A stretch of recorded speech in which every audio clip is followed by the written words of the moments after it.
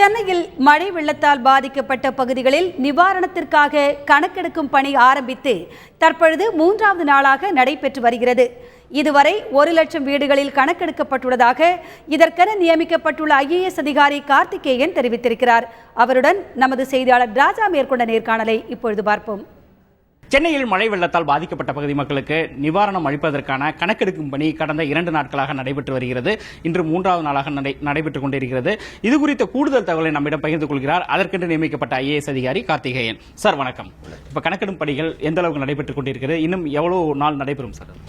மாண்புமிகு தமிழக முதலமைச்சர் அவருடைய ஆணைக்கிணங்க சென்னை மாவட்டத்தில் பாதிக்கப்பட்ட குடும்பங்களை கணக்கெடுக்கும் பணி துரிதமாக நடைபெற்று வருகிறது.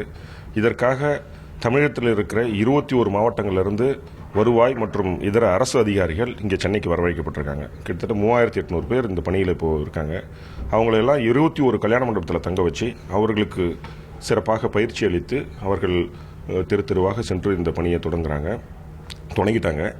இங்கே நம்ம சென்னை மாநகராட்சியில் ஸ்ட்ரீட் ரிஜிஸ்டர்னு மெயின்டைன் பண்ணுறோம். அந்த ஸ்ட்ரீட் ரிஜிஸ்டரை வச்சு ஒவ்வொரு வார்டிலையும் இருக்கிற அனைத்து தெருக்கள், ரோடுகள் எல்லாவற்றையும் விடுபடாமல் கணக்கெடுப்பாங்க. அவங்க இதை ஒருங்கிணைக்கிறதுக்கு மாவட்ட வருவாய் அலுவலர்கள் நியமிச்சிருக்கோம்.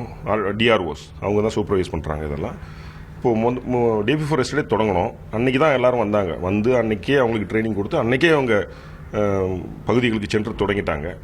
நேற்று மிக துரிதமாக நடந்தது. நேற்று மட்டுமே 1 லட்சம் குடும்பங்களை இவங்க சர்வே பண்ணியிருக்காங்க. இப்போது நான் முன்னாடி சொன்ன மாதிரி 3800 பேர் ஃபர்ஸ்ட் டேன்றதுனால கொஞ்சம் ஸ்லோவாக கூட இருக்கும். ஏன்னா அவங்க பழகணும், கொஸ்டின் இருக்குது. பழகிட்டதுக்கப்புறம் அவங்க இன்னும் கொஞ்சம் துரிதமாக கூட நிறையா எடுக்கிறதுக்கு வாய்ப்பு இருக்குது. இன் அவர் ஒப்பீனியன் ஒரு 5 to 6 days 6 டேஸில் உறுதியாக அது முடிக்கிறதுக்கான வாய்ப்பு இருக்குது.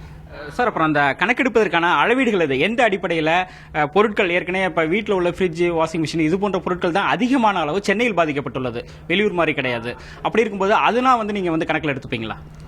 இது 2 விதமான நிவாரணங்களை மாண்புமிகு தமிழக அரசு முதலமைச்சர் அறிவிச்சிருக்காங்க.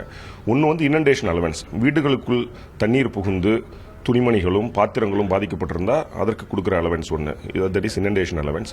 இன்னொன்று ஹவுஸ் டேமேஜ் அலவன்ஸ், குடிசையோ இல்லை நிரந்தர வீடோ அது பாதிக்கப்பட்டிருந்தால் ஒரு செவர் இடிஞ்சு வந்திருக்கலாம், that is call partial damage, அல்லது வீடே கூட இடிஞ்சிருக்கலாம், அல்லது 2 செவர் இடிஞ்சிக்கலாம். அந்த மாதிரி விஷயத்தை கணக்கெடுத்து அதற்கும் நிவாரணம் வழங்கப்படும்.